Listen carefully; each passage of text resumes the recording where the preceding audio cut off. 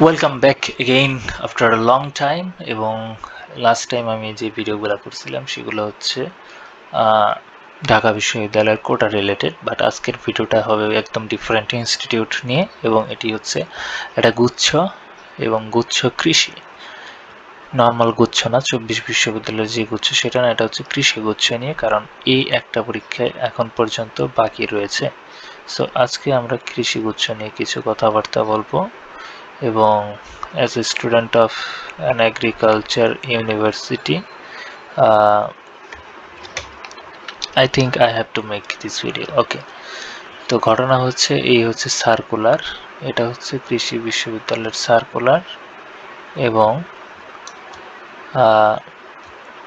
Wait, এখানে কলমের কালিতে কিছু সমস্যা হচ্ছে। আচ্ছা, ওকে। তো এই হচ্ছে আমাদের 9টা কৃষি বিশ্ববিদ্যালয়। আমাদের সময় 8টা বিশ্ববিদ্যালয় ছিল। এই যে কুড়িগ্রাম বিশ্ববিদ্যালয়টা, এইটার কোনো অস্তিত্ব ছিল না। এই 2টা বিশ্ববিদ্যালয়ে মাত্র সিট আছে হচ্ছে কত, 170। ওকে, এটা একদমই নতুন 2টা ভার্সিটি। তো আমরা ফোকাস করি প্রথম সারির কয়েকটা ভার্সিটি, যেমন বাকৃবি, এটা তো সবাই জানি।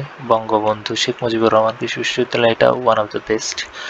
শেরে বাংলা কৃষি বিশ্ববিদ্যালয়, যেটা আমার ভার্সিটি, সো এটাকে আমি পাশে 3 স্টার দিই। এবং পটুয়াখালী ভালো, সিলেটও ভালো। এইগুলা নর্মালি মোটামুটি একটু সিট কম, অ্যালামনাই একটু হালকা। আচ্ছা, তো এখানে 3 থেকে 4টা ভার্সিটি আছে যেগুলো ওয়েল নাউন, অ্যালামনাইয়ের দিক থেকে শক্তিশালী। এবং এই হচ্ছে আমাদের বাকৃবির এবং মুজিবুর রহমানের যে সিট সেগুলো। তো এইখানে মুক্তিযোদ্ধায় দেওয়া আছে 5%। সব ভার্সিটিতে এটা আছে, মুক্তিযুদ্ধে যে 5%ই। তো এখানে বাকৃবিতে হচ্ছে ইনস্টিটিউট রয়েছে 1 2 3 4 5 6 7, 7টার মতো ফ্যাকাল্টি আছে। ফিশারিজ, এগ্রিকালচার, ইঞ্জিনিয়ারিং এর আন্ডারে কয়েকটা আবার ডিগ্রি আছে। এগ্রিকালচার ইকোনমিক্স আছে, সোশিওলজি এবং যেটা মিক্সিং করা, ডিভিএম যেটা ভেটেরিনারি, এগ্রিকালচার তো এগ্রিকালচারই, কৃষি অনুষদ, এবং অ্যানিমাল হাজবেন্ডারি, পশুপালন। তো এই হচ্ছে কাহিনী। এখন আমরা আসি হচ্ছে আমার ভার্সিটির কিছু ছবি নিয়ে। এই হচ্ছে আমাদের কৃষি অনুষদের বিল্ডিং, এগুলা হচ্ছে প্রশাসনিক ভবন, এই হচ্ছে আমাদের অ্যাগ্রোনমি ফিল্ড বা মেইন যে ক্যাম্পাস এটাকে বলা হয়। চন্দ্রিমা উদ্যানের অপোজিটে এগুলা হচ্ছে চন্দ্রিমা উদ্যান, এবং এটা হচ্ছে আগারগাঁও এরিয়া।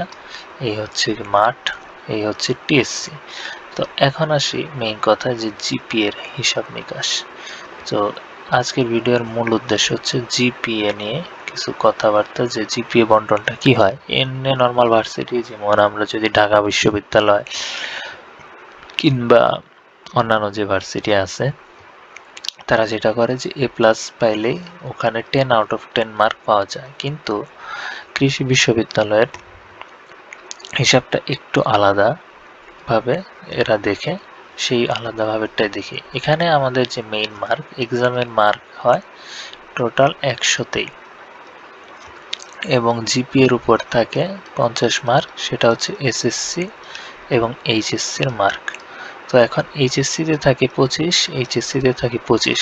ম্যাক্সিমামের ধারণা যে যদি এ প্লাস থাকে তাহলে বোধ হয় 25 আউট অফ 25 বা 50 আউট অফ 50 মার্ক উঠে যায়, বাট আসলে বিষয়টা তা না। এইখানে যে মার্কটা করা হয় সেটা হচ্ছে, আমরা জানি যে এসএসসি এবং এইচএসসি টোটাল আমরা দিই সচরাচর 1300 মার্কের মধ্যে। এসএসসিও 1300, এইচএসসিও 1300। সো এই 1300তে যে মার্কটা পাই, সাপোজ কেউ পেল 1180 এইচএসসিতে, এবং সেই এইচএসসিতে 1180, এটা আমি ধরলাম ম্যাথমেটিক্যাল সুবিধার জন্য। তো সে যদি এই মার্কটা পাই, সেটাকে 25 দিয়ে গুণ করা হবে, অর্থাৎ 1180কে 1300 দ্বারা ভাগ করে এটাকে 25 দ্বারা গুণ করলে আই গেস 22.7 মার্কের মতো আসে। সো এই দুইটার যোগফলই হবে হচ্ছে 50-এর মধ্যে, অর্থাৎ 22 22 44 এবং 45.4 সে পাবে 50-এ, which is one of the very good mark অ্যাডমিশনে প্রিপারেশন নেওয়ার জন্য। সো এইখানে আমরা একটা কথা বলতে পারি যে কৃষি বিশ্ববিদ্যালয়ে অলওয়েজ যাদের মার্ক বেশি থাকে তারা একটা ভালো রকমের অ্যাডভান্টেজ পায়। ঠিক আছে, মানে একদম কলেজ চয়েসের সময় যে মার্ক যেরকম ইফেক্ট পড়ে, কৃষি ভার্সিটিতেও বলা যায় অনেক একটা মানে 25% মতো অ্যাডভান্টেজ দিয়ে থাকে এই জিপিএ এর মার্কটা, মানে এসএসসি এবং এইচএসসির যে মার্ক সেটা। তো এই যে মার্কটা, এটার সাথে সে এক্সাম হলে যে মার্কটা পাবে 100-র মধ্যে আউট অফ 100, সেটাই মূলত যোগ করা হয়। এখন আমি আসি যে কত মার্ক পেলে কোন ভার্সিটি পাওয়া যায়। তো এখানে যেহেতু আমি গত বছর এক্সাম দিচ্ছি, আমাদের 22-23 শিক্ষাবর্ষের আলোচনাটাই করি। তো তাদের সময় যে মার্কটা আসছিল, যে যে সর্বোচ্চ হাইস্ট মার্ক পায় তার মার্ক ছিল 85। এই হচ্ছে জেনারেল মেরিটে। এবং এখানে একটা বিষয় আছে, অন্যান্য ভার্সিটির মতো এটা একসাথে মেরিট দেওয়া হয় না। জেনারেল এবং কোটাদের মেরিটটা দেওয়া হয় আলাদা। যারা ফ্রিডম ফাইটার কোটায়, তাদের হাইস্ট মার্ক ছিল সম্ভবত 67 to 68, মানে প্রায় ডিফারেন্স দেখো 18 মার্কের ডিফারেন্স।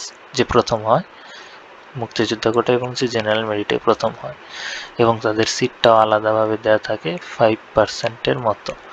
এবং হাইস্ট মার্ক যে 85 পায়, সে বর্তমানে বাকৃবিতে আছে, সে আর অন্য কোথাও যায় নাই, যেহেতু সেকেন্ড টাইমার ছিল। আচ্ছা, এখন আসি যে বাকৃবিতে এগ্রিকালচার ফ্যাকাল্টি এবং বাকৃবিতে ডিভিএম, এই দুইটা সাবজেক্টের ভ্যালু অনেক বেশি, শুধু বাকৃবি না, পুরো বিশ্বে বেশি। আচ্ছা, এটা পেতে কত মার্ক লাগে? আমরা তো এখানে অলরেডি জিপিএ 5 এর হিসাব দিয়েই ফেলছি যে কিভাবে ম্যাথমেটিক্যালি বের করা হয়। তো এটা নিয়ে আর কারো ডাউট নেই। তো 100-র মধ্যে কত পাবো ওইটাও কিন্তু অনেকাংশে নির্ভর করে এই মার্কটার উপর। সো আমরা 100-তে না হিসাব করে 150 মার্কের মধ্যে টোটাল হিসাবটা করি, যে 150 মার্কের মধ্যে সে কত পাইলে মোটামুটি পরীক্ষায় বসতে পারবে। ঠিক আছে, তো এইখানে আমাদের সময় কত, আগে আসি যে কত মেরিটে থাকলে কতই পাওয়া যায়। ওকে, তো এটা দিয়ে শুরু করি। তো এখানে বাও একরিতে থাকতে গেলে তোমার মোটামুটি 450 মেরিটের ভিতরে থাকতে হবে, তাইলে তুমি বাও এগ্রি এটা সিকিউর করতে পারবে। ওকে, এটা হচ্ছে বাও এগ্রি। আর শেরেবাংলা এগ্রিতে হিসাবটা পরে করি। এটা হচ্ছে বাও এগ্রি 450, এবং যদি ডিভিএম চাও সেক্ষেত্রে 800 থেকে 1100-র মধ্যে।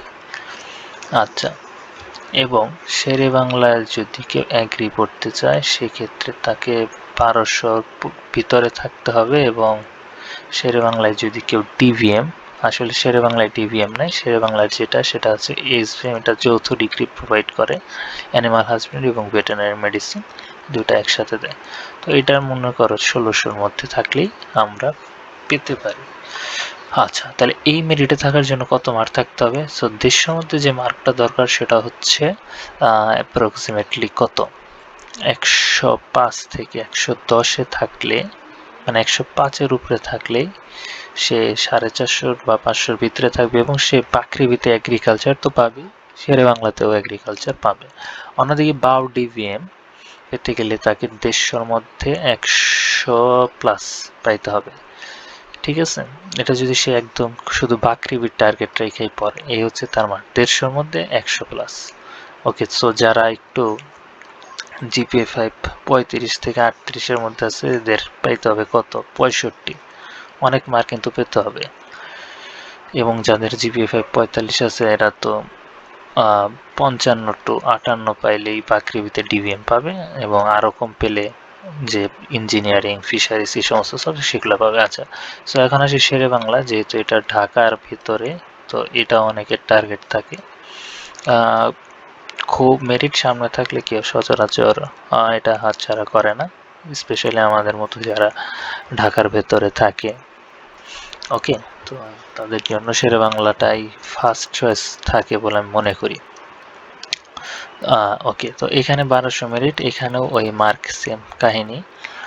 এখানে 52 থেকে আচ্ছা সরি, 52 থেকে 53 না, এখানে হচ্ছে 97 থেকে 98,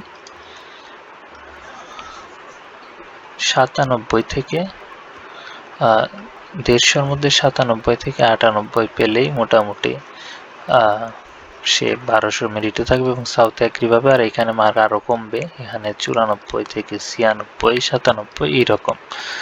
এটা যার যার পার্সোনাল চয়েস। তো এই ছিল হচ্ছে আমাদের 2022 শিক্ষাবর্ষের হিসাব নিকাশ। সো এইরকম মেরিটের মধ্যে থাকলে এই সাবজেক্টগুলো পাওয়া যাবে। আর বাদ বাকি যে ভার্সিটি এগুলার হিসাব অবশ্যই আমি জানবো না, যেহেতু ওগুলো আমি চয়েসও দেই নাই। আমার চয়েস ছিল শেরে বাংলা এগ্রিকালচার, মেরিট ছিল 700-র মতো, এক্সাক্ট মেরিটটা আমার মনে নাই। আমার ফার্স্ট চয়েস ছিল শেরে বাংলা এগ্রি, এবং এখন আমি এটার মধ্যে আছি এই ভার্সিটিতেই। তো আমাদের সময় যে ঘটনাটা ঘটছিল যে ম্যাথমেটিক্স এবং ফিজিক্স এই দুইটার প্রশ্ন হার্ড হয়, এবং এখানে যে 20 মার্ক করে থাকে, এই 20-এর মধ্যে ফিজিক্সে 12 পাইলেই মোটামুটি সে অনেক ভালো মেরিট পায়। এবং এখানে আমি নিজে অ্যান্সার করছিলাম মাত্র 10টা, তার মধ্যে 7 থেকে 8টা হয়, এবং আমার মার্ক ছিল 60-এর একটু উপরে। 100-র মধ্যে জিপিএ মার্ক ছিল সম্ভবত 40 to 42 এইরকম। ওকে, তো এই মার্ক নিয়ে আমার এই মেরিট, এবং আমি বাকৃবিতে আশা করি ডিভিএম আসতো বা বাকৃবিতে এগ্রি আসতো আমাদের টাইমে। যদি শেষ পর্যন্ত ওয়েট করতাম তাহলে এই রকমই আসতো। তো এই ছিল মোটামুটি আমাদের জিপির হিসাব, যে মেইন বিষয় এইগুলা, যে কিভাবে 50-এ কনভার্ট করতে হয়, আর যেটা তুমি পাবো ওটা তো পাবাই।